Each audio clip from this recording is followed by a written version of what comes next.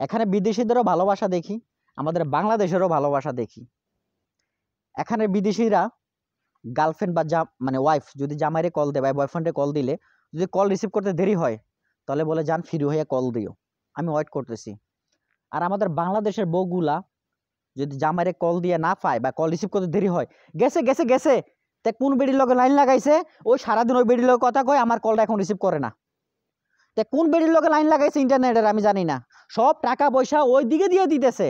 আর আমরা কল দিলে বলে টাকা নাই, মার্কেট করতে বলে টাকা নাই, মানে গেছে কোন বেডিরে পড়াইছে আল্লাহ জানে। মানে কান্নাকাটি, মা বাবা শ্বশুরের ফোন দিয়ে মানে গড়ে, মানে গড়ে স্বাধীন করে ফেলতেছে যুদ্ধ কইরা।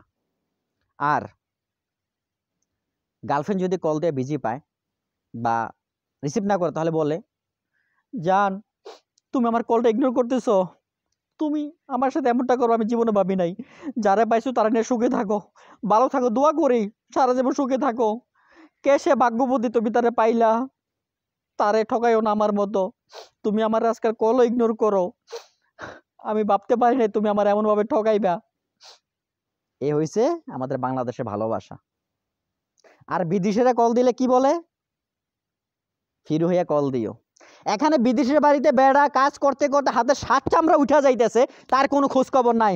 আর বেডি বাংলাদেশ থেকে বসে থেকে বলে আমার জামাই প্রেম করতেছে, লাইন লাগিয়ে রাখছে কার সাথে, কি একটা অবস্থা। এটা হচ্ছে আমাদের বাংলাদেশের ভালোবাসা।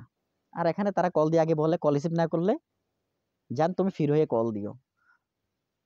তাহলে বুঝে দেখেন